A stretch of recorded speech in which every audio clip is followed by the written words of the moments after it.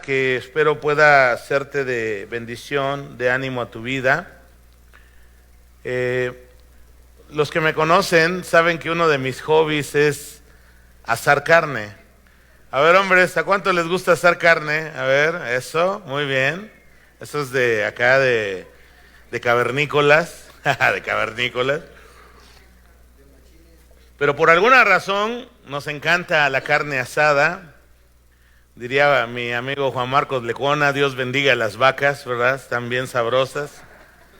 Pero me acuerdo que cuando comenzaba yo a aprender a asar carne, y creo que es la experiencia de la mayoría, una de las cosas que más me costaba era encender el fuego. ¿Alguien batalló con eso alguna vez? Bueno, la cosa es que uno al principio no entiende bien cómo es que se debe iniciar un fuego y cómo poderlo avivar y mantenerlo, ¿no? Ahora lo hago tan fácil, y no es por presumir, ¿verdad? Pero las leyes de la física hacen todo. ¿Sí? Uno, a veces me acuerdo, encendías papel, ¿verdad? Y acababa todo el patio de tu casa lleno de tizne, y le echabas pasto, y le echabas madera, y estabas todo ahumado. Pero cuando empiezas a entender que lo importante, fíjate bien, y hay un tip para los que quieran aprender y seguir esos pasos de la carne asada, lo que tienes que hacer es tener bien junto el carbón y que haya una fuente de calor constante ahí. Y mira, déjalo, las leyes de la física van a hacer el resto. Y otra clave, no lo hagas con prisas, porque parece que el fuego te escucha y no enciende, ¿no? Entonces, cuando vayas a encender una carne asada, lo que tienes que hacer es hacerlo con el tiempo, con la tranquilidad, y todo va a funcionar muy bien. Ahora, mira, algo muy importante es que el carbón tiene que permanecer junto, en contacto unos con otros. De una forma u otra, la llama se propaga, se aviva, se contagia de un carbón a otro. Y cuando tú quieres bajar la intensidad del fuego de la lumbre o quieres apagar un sector, basta con separar los carbones y empiezan a perder ese ímpetu, ese fuego, hasta que muchos finalmente se apagan. Ahora te platico esto porque de alguna manera podemos hacer una analogía entre lo que es el fuego de un carbón que queremos usar para un rico y delicioso asado, pero también cómo Dios quiere mantenernos avivados en nuestra fe, en la vida y en nuestro corazón. Quiero decirte que el creyente pasa por muchos estados de ánimo, por muchas situaciones en su vida, y no siempre andamos con todo el ánimo, con todo el ímpetu, con todas las ganas para seguir adelante en nuestro andar con Dios.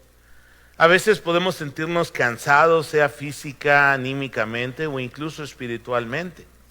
Puede ser que andemos enfermos, andemos agrios, ¿verdad? Nada nos cae, nada nos gusta, nada nos llena. Pero Dios quiere llevarnos a través de incluso esos ciclos, esos desiertos, en una experiencia donde podamos entender el papel tan importante que ocupa la palabra de Dios en la vida del creyente. Quiero decirte que Dios quiere entonces mantener tu corazón avivado, y la palabra de Dios es esencial para ese proceso de crecimiento y de avivamiento en nuestros corazones. Cuando no comprendemos la obra que el Espíritu Santo hace a través de su palabra en nosotros, es muy probable que no le demos el lugar ni la importancia que merece la palabra en nuestras vidas. Por esa razón hay muchos creyentes débiles, creyentes enfermos, creyentes que no tienen vitalidad, vigor, compromiso, no tienen victoria en su andar con Cristo, porque han dejado a un lado y están ignorando lo que la palabra de Dios quiere y puede hacer en nuestras vidas. En la Escritura y en la historia de la iglesia, la mayoría de los avivamientos espirituales, el Espíritu Santo los ha comenzado usando la palabra de Dios en los creyentes.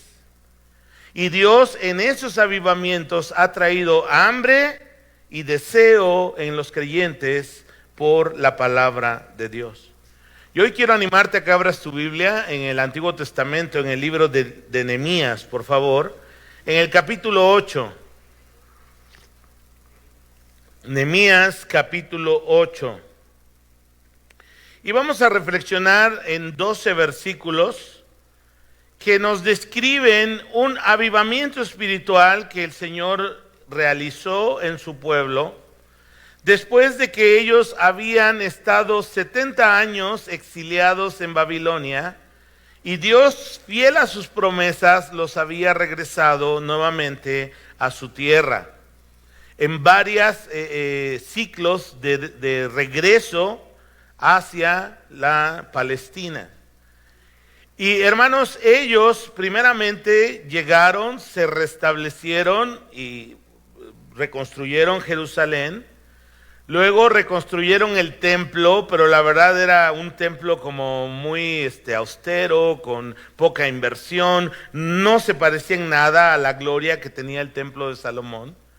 Y el libro de Nehemías nos relata la necesidad que tenía la ciudad de Jerusalén de tener protección a través del muro que daba esa protección a la ciudad. Y Dios usó a Nehemías y su liderazgo para poder reconstruir los muros de la ciudad, pero en ese proceso de construcción vemos cómo el Espíritu Santo hace esta obra de avivamiento en medio del pueblo. Así que vamos a Nehemías capítulo 8 y vamos a leer algunos versículos y hacer una pausa para reflexionar en ellos. Dice la Escritura: y se juntó todo el pueblo como un solo hombre en la plaza que está delante de la puerta de las aguas. Y dijeron a Esdras, el escriba, que trajese el libro de la ley de Moisés, la cual Jehová había dado a Israel. Y el sacerdote Esdras trajo la ley delante de la congregación, así de hombres como de mujeres, y de todos los que podían entender, el primer día del mes séptimo. Y leyó en el libro delante de la plaza que está delante de la puerta de las aguas, fíjate bien, desde el alba hasta el mediodía, en presencia de hombres y mujeres y de todos los que podían entender, y los oídos de todo el pueblo estaban atentos al libro de la ley. Vamos a hacer una pausa acá. Entonces, hermanos, el pueblo está poco tiempo de haber regresado del exilio en Babilonia. Y yo creo que algo que experimentaron ha de ser como muy similar a lo que muchas personas ahorita, y por cierto, no dejes de orar por la gente que perdió su casa, muchos perdieron la vida, otros perdieron pues quizá el patrimonio, el trabajo de toda una vida con la desgracia que hubo con el huracán Otis ahí en la zona de Guerrero.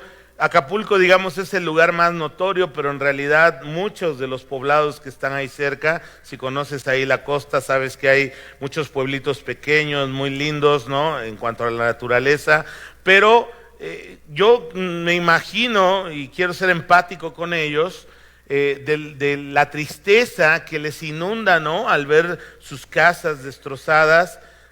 Se dolía mi corazón. El pastor Hassan Villegas de Calvary, Acapulco, ha estado publicando y cómo el templo estaba destruido, y también otra iglesia. De hecho, acabamos de ver a esos pastores en Mexicali hace 2 semanas en la conferencia de pastores y líderes de Calvary. Y se duele nuestro corazón con ellos porque pues hay mucho trabajo, mucho esfuerzo, y la verdad el huracán hizo muchos destrozos. Lamentablemente a veces usamos materiales muy ligeros para construir porque es rápido, porque son como muy moldeables, muy flexibles, pero el huracán ahí sí no tuvo piedad de esos materiales ligeros y lamentablemente se destruyó. Ahora, imagínate aquí a los judíos regresando del exilio babilónico 70 años después.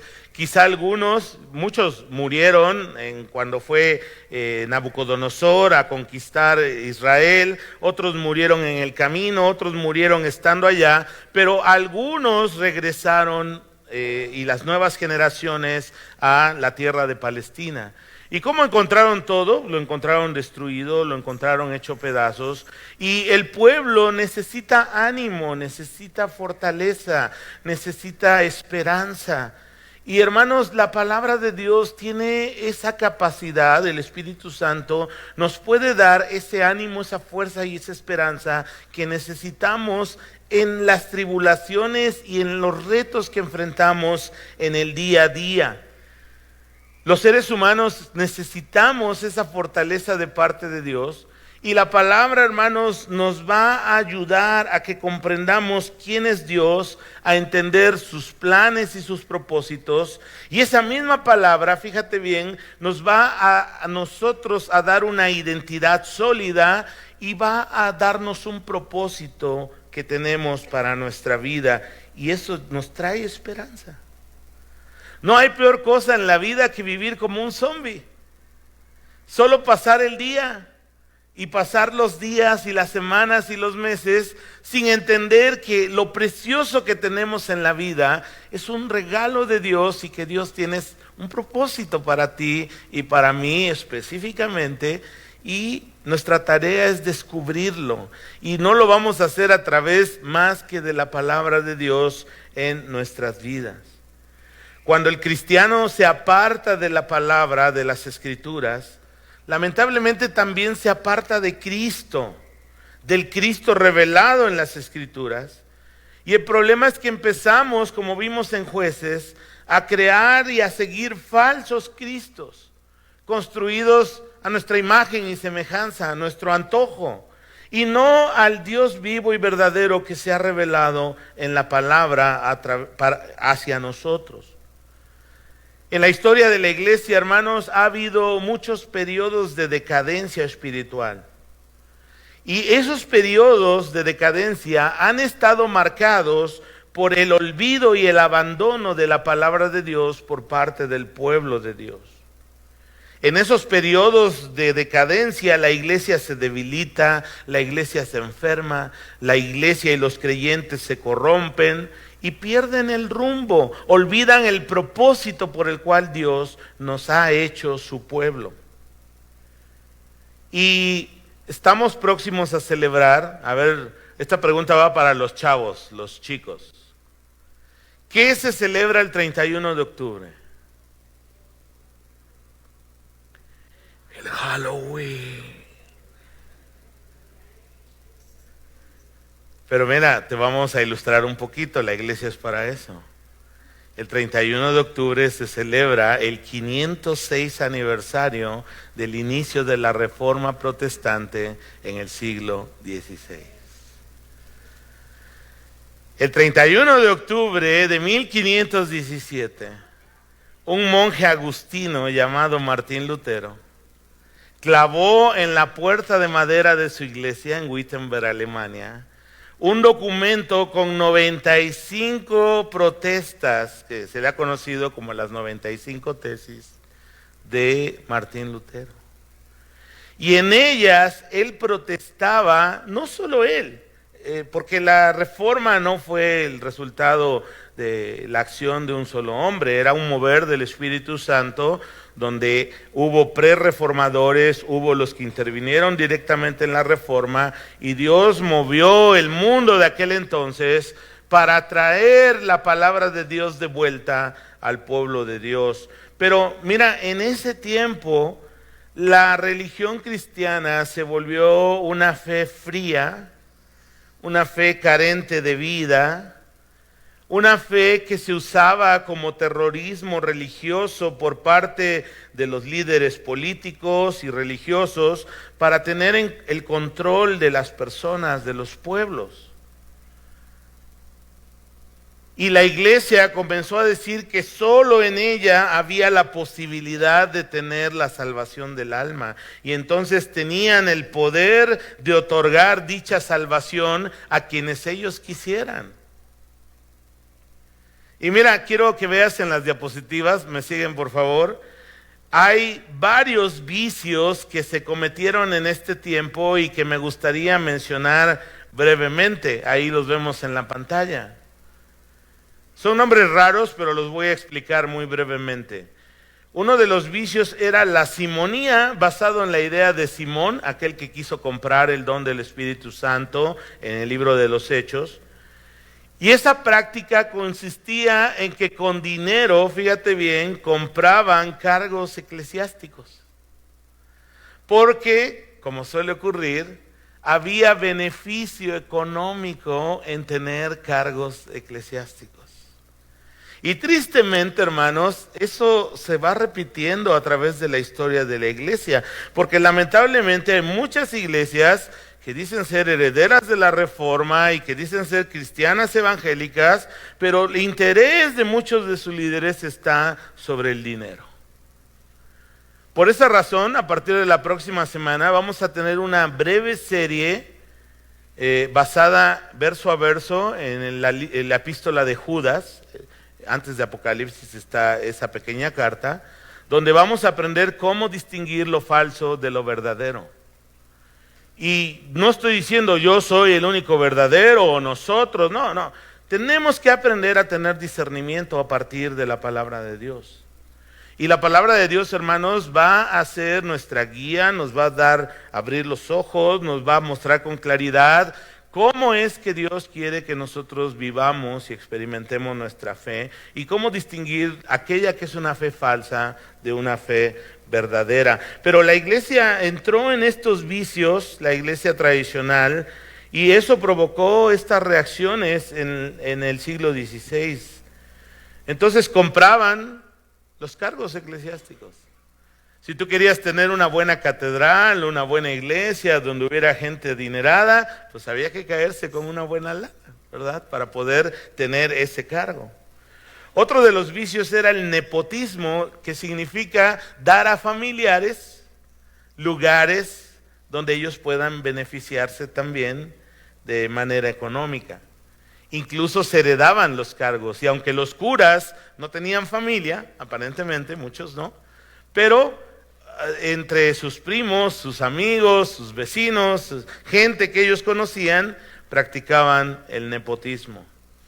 Otro de los vicios era el pluralismo, que consistía en tener varios cargos eclesiásticos. O sea, si no le bastaba un cargo, podía comprar 2 o 3 y con esos los llevaba supuestamente simultáneamente a su cargo y había un beneficio en eso. Otro de los vicios se conoce como el absentismo, que significa recibir beneficios económicos de cargos eclesiásticos donde nunca se aparecían. Haz de cuenta, déjame decirlo de otra forma, eran como curas aviadores, ¿verdad? O sea, estaban en la nómina, pero no ejercían su cargo en donde supuestamente ellos servían. Y también la iglesia empezó a tener como mucha carga financiera sobre sus fieles, a través de impuestos o derechos de viaje. Imagínate, si el Papa en aquel entonces hacía un viaje y pasaba por tu aldea, la aldea tenía que pagar un impuesto por el privilegio de que el Papa estuviera visitándoles en ese viaje, ¿no? Y de esa manera, pues ellos recibían ese privilegio y tenían que pagar por él. Y pues como en toda cosa que está decadente, la inmoralidad se hacía presente, el deseo por el dinero, la ignorancia de la Biblia por parte de los curas, era algo que enardecía el corazón de muchos de los reformadores. Pero la gota que vino a derramar el vaso, hermanos, fue el tema de las indulgencias. La indulgencia era un documento a partir del cual tú pagabas por él. Y dependiendo de los pecados que tú querías que te fueran perdonados, era la cantidad que tú tenías que pagar. Y muchas personas en ese sistema que creó la iglesia tradicional, pues querían rescatar a sus familiares del purgatorio y sacarlos de ese lugar como que entre el infierno y el cielo. Y como la iglesia estaba tan necesitada de recursos en aquella época, porque estaba muchas diócesis en bancarrota y estaba en plena construcción la famosa Basílica de San Pedro, a través de las indulgencias era que ellos estaban recibiendo dinero, ¿no? Pero todo esto, hermanos, Dios lo usó, esta decadencia, para motivar a muchos a ir nuevamente a las Escrituras. Y tenemos no solo a Martín Lutero, seguramente has escuchado de Juan Calvino, has escuchado de Erasmo de Rotterdam, has escuchado a lo mejor de otros reformadores como John Huss y Wycliffe, personas que empezaron nuevamente a ir a las Escrituras. Y la palabra de Dios, hermanos, usada por el Espíritu Santo, tiene ese poder de traer fuego, avivamiento, pasión al corazón de los creyentes. Por eso es tan importante, hermanos, que nosotros no nos apartemos de ella.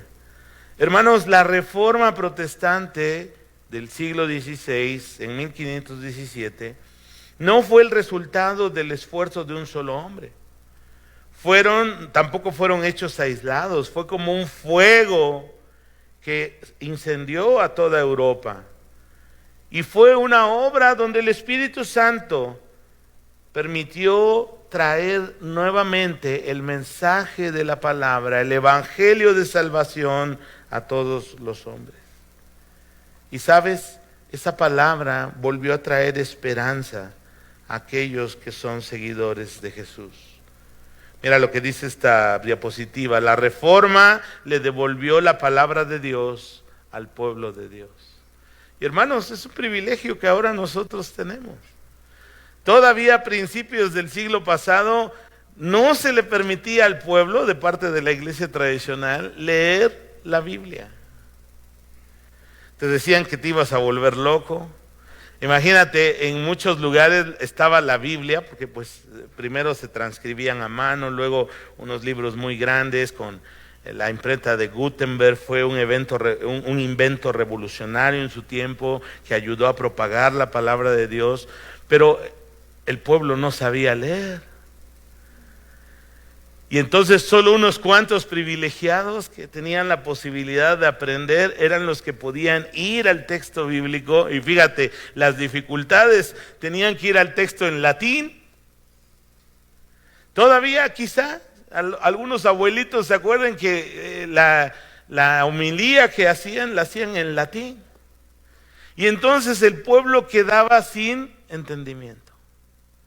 Y hermanos, un pueblo que no escucha la palabra de Dios, un pueblo que ignora la palabra de Dios, es un pueblo que va a estar en primer lugar sin conocer a Dios, sin conocer realmente las bondades de Dios, y no va a experimentar las bendiciones del Evangelio. Porque es un enorme privilegio el que nosotros tenemos, hermanos, el que tú puedas tomar tu Biblia en tus manos, que puedas ir al texto y que puedas, fíjate bien, escuchar por medio del Espíritu Santo la voz de Dios a través de la Biblia para tu propia vida. Es increíble. ¿Cuántas veces en medio del dolor, en medio de la aflicción, en medio quizá de un tiempo de bonanza, la palabra de Dios ha hablado claramente a nuestros corazones? Nos ha confortado, nos ha quitado dudas, nos ha llenado de esperanza. Y hermanos, a veces honestamente tenemos como muy en poco la palabra. Con mucha facilidad, pues ya tengo como un mes que ni abro mi Biblia pero sí estoy escuchando alabanzas en YouTube, ¿no? Y yo sé que somos un pueblo que nos gusta la música, nos encanta cantar, pero hermanos, no hay nada que sustituya lo que el Espíritu Santo quiere hacer en tu vida a través de la palabra. Por eso, una y otra vez, quienes amamos la palabra, quienes entendemos la importancia de la palabra en nuestras vidas, vamos a estar diciéndote: busca a Dios en su palabra. Abre tu Biblia todos los días. Aliméntate. ¿Qué dijo el Señor Jesús? No solo de pan vivirá, Y lo sabemos, ¿sí o no? ¿De qué más va a vivir? Dice el Señor, no solo de pan, sino de toda palabra que sale de la boca de Dios. Pero parece que estamos eternamente a dieta, ¿no? O sea, cada domingo nada más, ¿no? O imagínense que comiéramos cada domingo, pues estaríamos súper esbeltos, ¿no? Pero estaríamos enfermos, estaríamos débiles, quizá a punto de morir, ¿no? Es bien importante que tú lo asimiles. Y no es como el que, ay, el pastor ahí otra vez está ahí latigueando. No, es tu convicción personal. Porque mira, cuando te obligan a algo, no lo disfrutas. Es como cuando te dicen, mira, tienes que hacer dieta porque necesitas bajar de peso. Es como si te pisaran un callo, ¿no? Y te lo retorcieran, o sea, no te agrada. Pero lo más padre es cuando por convicción tú dices, yo voy a hacer esto. Entiendo que es bueno para mí. Ahora, hay veces que la palabra de Dios te puede saber como un rico New York, así, 3/4, ¿verdad? Y marinado y delicioso. Pero va a haber otras veces en que la palabra quizá te sepa a pan molido. ¿Alguna vez alguien ha comido pan molido así solo? Bueno, si lo intentas, se te va a secar la lengua inmediatamente, la boca, o sea, pero Dios sabe que cualquiera que sea nuestra situación, la palabra de Dios es necesaria para nosotros. La verdad te va a hacer libre. Y el Señor va a obrar en tantas cosas que a veces queremos que el psicólogo, que el terapeuta, que el etcétera, etcétera, resuelvan en nuestra vida por nosotros. Hay cosas que sí requieren el apoyo médico y el acompañamiento de otras personas, pero hay otras cosas que simple y llanamente solo el Espíritu de Dios puede sanar, puede restaurar en nuestra vida y lo va a hacer a través de su palabra. Amén. Entonces, entendamos esa importancia que tiene la palabra. Mira, si tú en tu experiencia con Dios ahora te sientes enfermo, te sientes débil, te sientes cansado, estás caminando lejos de Dios, necesitas la palabra de Dios para que el Espíritu Santo traiga un despertar, un avivamiento en tu vida. Versículo 4 de Nehemías capítulo 8.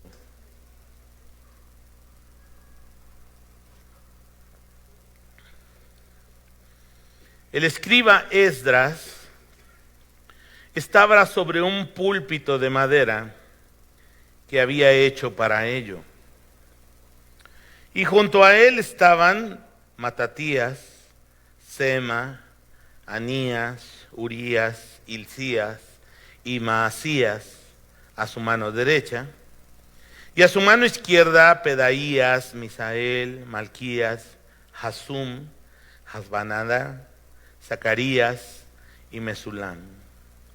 Abrió pues Esdras el libro a ojos de todo el pueblo, porque estaba más alto que todo el pueblo, y cuando lo abrió todo el pueblo estuvo atento.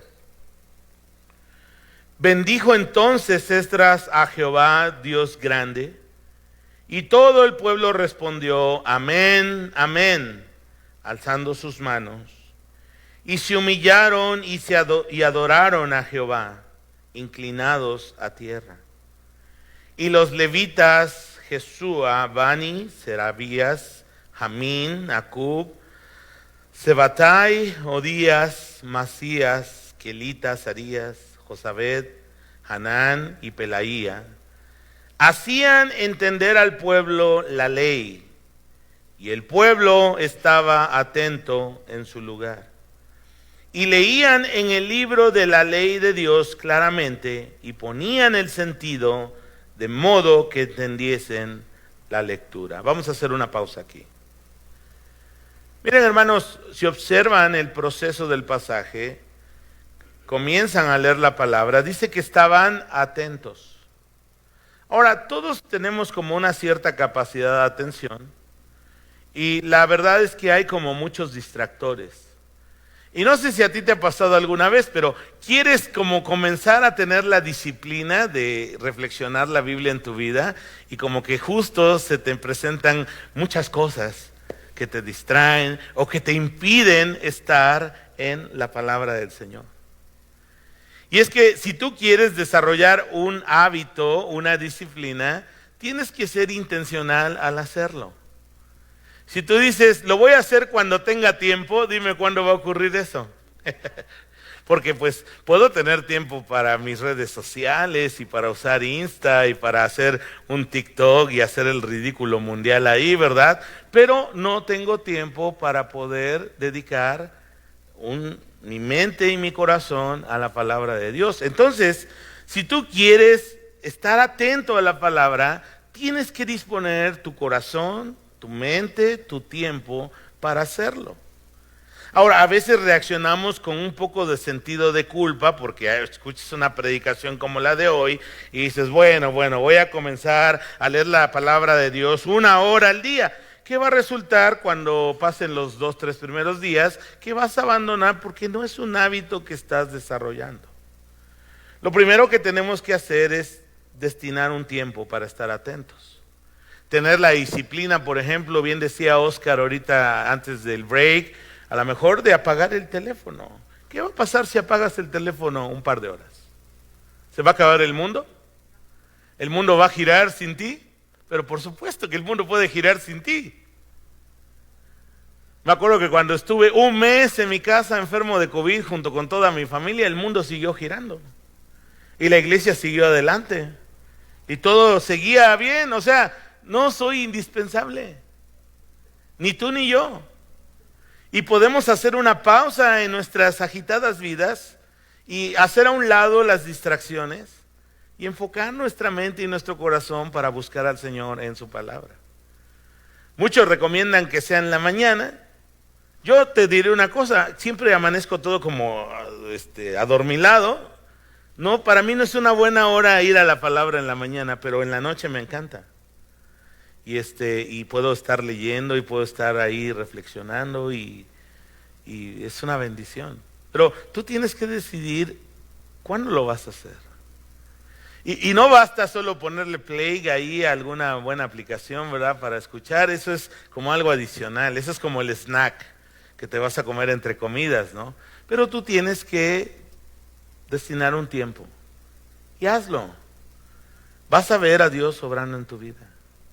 Vas a ver a tu mente y tu corazón deseando las cosas de Dios. Porque muchas veces estamos tan fríos, tan enfermos, tan débiles y no estamos fortalecidos por la palabra. La palabra es bien necesaria para nuestra vida. Y yo te animo a que estés atento. Y no solo en una prédica como hoy, sino esté atento en el día a día y aparta ese tiempo. Yo te diría, comienza con 10, 15 minutos. No te hagas como ilusiones y ve desarrollando el hábito de hacerlo. Eso es como cuando nunca haces ejercicio, ¿no? Y el primer día dices, voy a salir a caminar 1 hora. ¿Cómo terminas ese día? Todo adolorido y a lo mejor una lesión en la pierna, ¿no? Pero si vas desarrollando el hábito poco a poco, lo vas a lograr y vas a hacer mucho más. La palabra de Dios, según este pasaje, hermanos, tiene que ser leída con claridad. Mira lo que dice el versículo 7, que había unos levitas cuya función era ser maestros de la palabra, y decía ahí que hacían entender al pueblo la ley. Y el pueblo estaba atento en su lugar y leían en el libro de la ley claramente y ponían el sentido, aplicaban una hermenéutica, hacían una exégesis del pasaje y lo explicaban al pueblo. Ahora, hermanos, es tarea de todos nosotros, de todos, ir a la Escritura y recibir ahí. Mira, no hay mejor cosa que uno mismo encuentre los tesoros de la palabra de Dios. Si Dios nos ha llamado a algunos a enseñar la palabra y nos ha dado dones para eso, eso está bien, así lo ha planeado el Señor, pero eso no significa que cada persona no tenga la responsabilidad y el propio deber de ir y escarbar los tesoros de la palabra. Imagínense, papás, que ustedes a su niñito de 40 años todavía le tuvieran que dar de comer su Gerber, ¿no? A ver, véngase mijito, ¿no? Y el mijito de 40. ¿Eso estaría bien? ¿Qué problema tendría ese hijito? Pues un gran problema. Nosotros tenemos que aprender a alimentar nuestro espíritu, nuestra alma con la palabra. Y se leía entonces claramente y se ponía el sentido para que se comprendiera el texto. Y esa es la razón, hermanos, por la que amamos en esta iglesia y en muchas iglesias de Calvary enseñar la palabra verso a verso, capítulo a capítulo, libro a libro. No estamos con los temas de moda que tiene la iglesia. Queremos que escuchar todo el consejo de Dios para nuestras vidas. Pablo dice en 2 de Timoteo 3, 16 y 17 lo siguiente: toda la escritura es inspirada por Dios y es útil para enseñarnos lo que es verdad y para hacernos ver lo que está mal en nuestra vida. Nos corrige cuando estamos equivocados y nos enseña a hacer lo correcto. Dios la usa, a la escritura, para preparar y capacitar a su pueblo para que haga toda buena obra. No hay manera, hermanos, de crecer en la fe, de servir con eficacia en el ministerio, de crecer en mis relaciones familiares, sentimentales, laborales. La palabra de Dios, hermanos, es necesaria porque ella nos prepara, nos capacita para que podamos hacer toda buena obra. Y si seguimos su consejo, vamos a ver la mano de Dios obrando en nuestros corazones y en nuestra vida. Dios ha dispuesto que su palabra revelada en las Escrituras sea el medio por el cual nosotros podamos conocerle a Él, podamos experimentar sus obras en nosotros. Y es esa palabra, hermanos, la que nos va a llenar de esperanza. Ahora, a lo mejor tú estás luchando ahí con cierto escepticismo en tu vida y dices, bueno, ¿cómo puedo confiar en un libro que fue escrito por hombres y no se sabe bien de dónde vino? Y muchas personas, quizá, incluso los medios, te tratan de hacer de cuestionar la validez o la autoridad de la palabra de Dios para tu propia vida. Ciertamente es una pregunta importante, porque si nosotros creemos que la Biblia es la palabra inspirada de Dios, y vamos a estar con un corazón para poner nuestras vidas bajo sus principios, bajo sus mandamientos y hacerla pues parte de nuestra vida, tenemos que estar seguros, convencidos en nuestro corazón de que es palabra inspirada por Dios. Quiero que veas, por esa razón, y anoté esto que es como nuestro lema, nuestra misión como iglesia. Enseñamos la Biblia verso a verso a las nuevas generaciones para que amen a Dios y a su prójimo. Ese es el propósito. Y mira, quiero que veas cómo la Biblia es realmente extraordinaria, es única. ¿Me pueden poner la diapositiva, por favor? La Biblia no es cualquier libro, es el libro de los libros. La Biblia, hermanos, tiene credenciales que la hacen un libro extraordinario, yo digo sobrenatural. ¿Podemos confiar en la Biblia en el mundo posmoderno y relativista del siglo XXI? Pues yo creo en Dios y creo en su palabra y te puedo decir sí, y no porque agarro mi cerebro y lo tiro al bote de la basura, sino porque en ella encuentro evidencia de que es algo sobrenatural y extraordinario. Josh McDowell, en su libro Evidencia que exige un veredicto, da estas características de unicidad de la Biblia. Es única en su continuidad, escrita en un periodo de 1500 años, 40 autores diferentes, 3 continentes distintos, 3 idiomas distintos, y tú lees del Génesis al Apocalipsis y vas a encontrar una unidad de propósito, de pensamiento en lo que ahí está escrito. No, eso no es arte de la casualidad, hermanos, es Dios guiando a los escritores inspirados para dejarnos su revelación. La Biblia es única en su circulación. Podrá haber grandes bestsellers como Harry Potter y otras novelas, pero no hay un libro que haya superado a la Biblia en su impresión, en sus ventas, en su circulación. ¿Cuál es el libro más vendido en las librerías? La Biblia. Es que todos son unos ignorantes, dice el ignorante. Pero no, es que la Biblia es extraordinaria, hermanos. Mira, yo les digo a los incrédulos, aún como literatura, lea la Biblia. O sea, te crees muy letrado, muy literario, ve a la Biblia. Ahí hay prosa, ahí hay verso, hay historias extraordinarias que han marcado generaciones.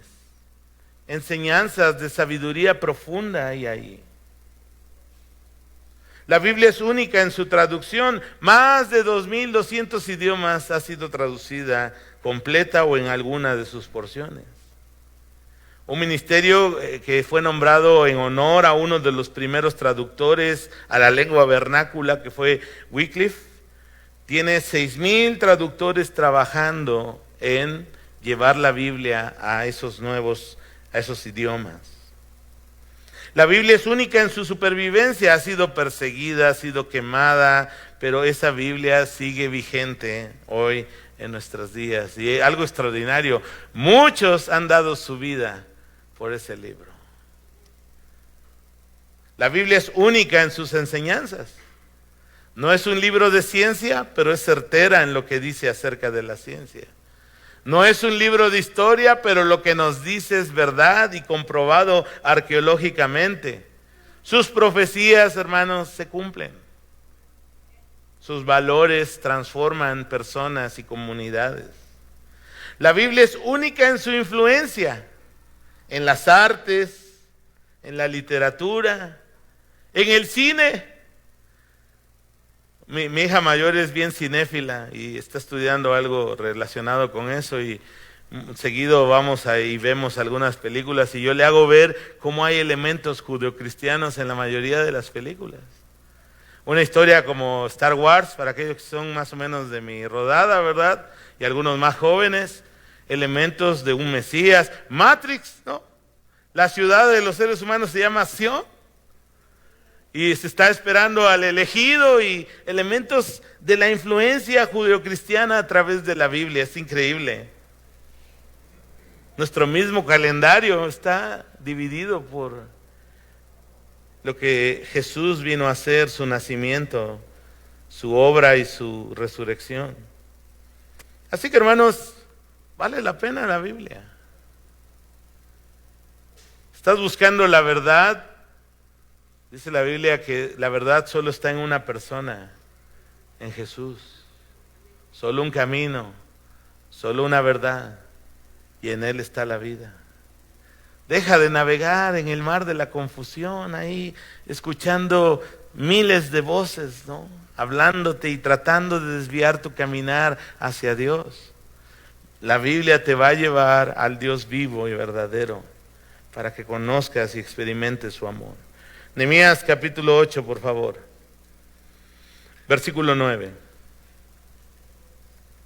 Y Nehemías el gobernador y el sacerdote Esdras escriba y los levitas que hacían entender al pueblo dijeron a todo el pueblo: día santo es al Señor nuestro Dios.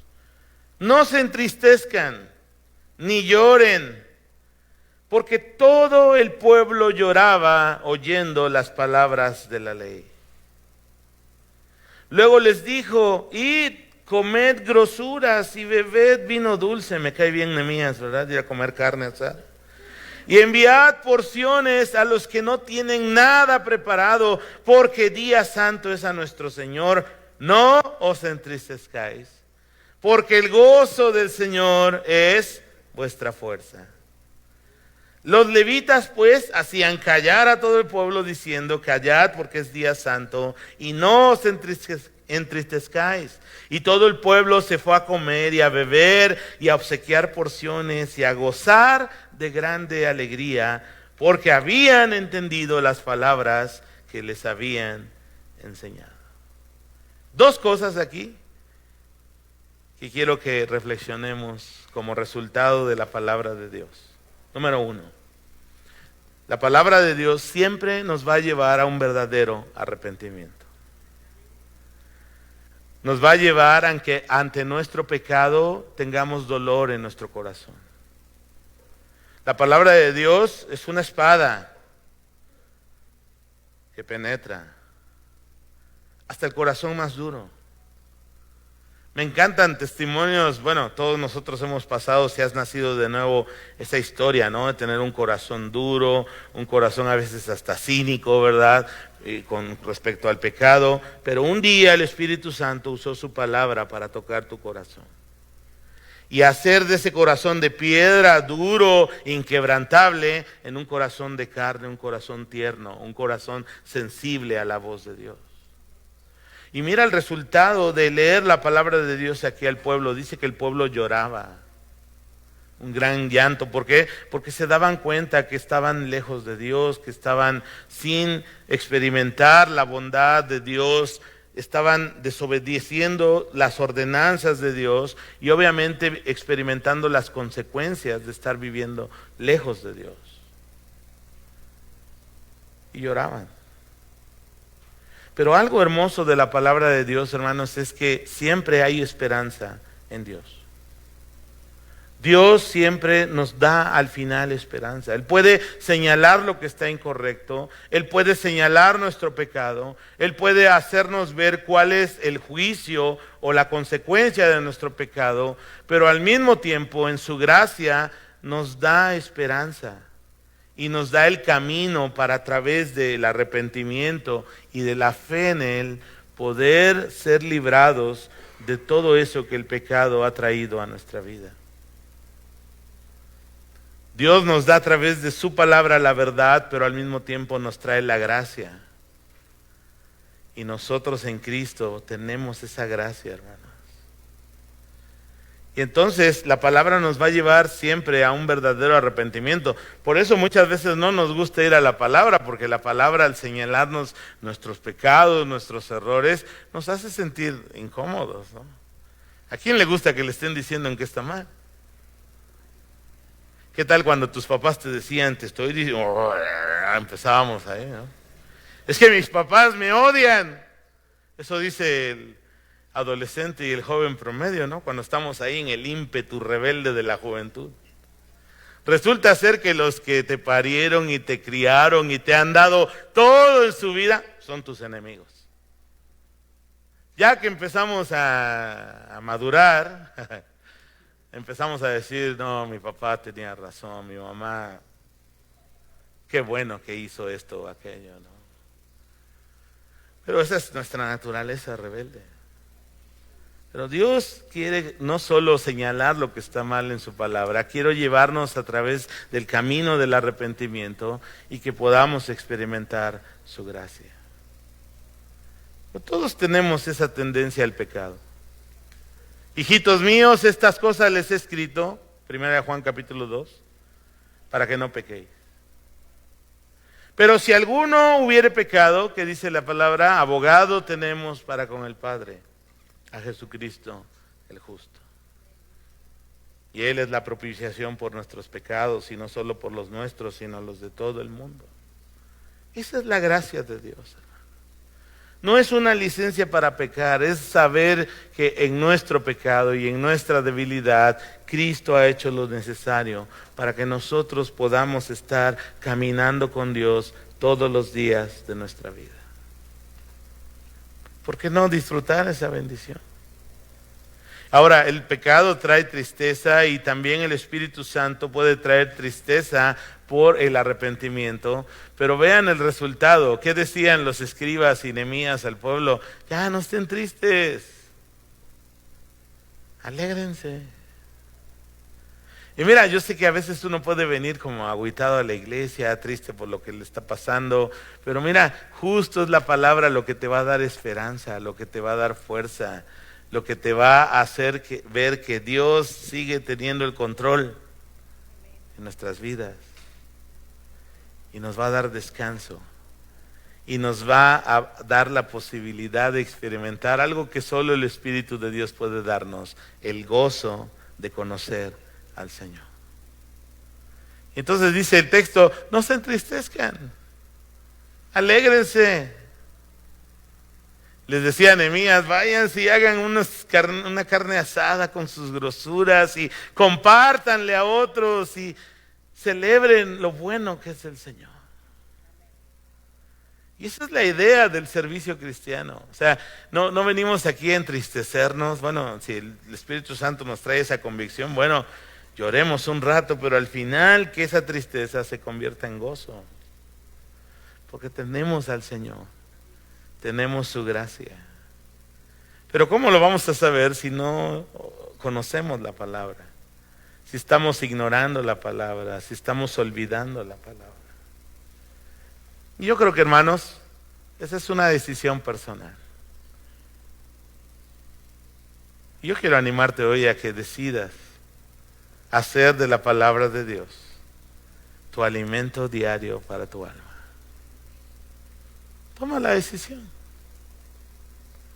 Deja de estar a dieta espiritual todos los días de la semana.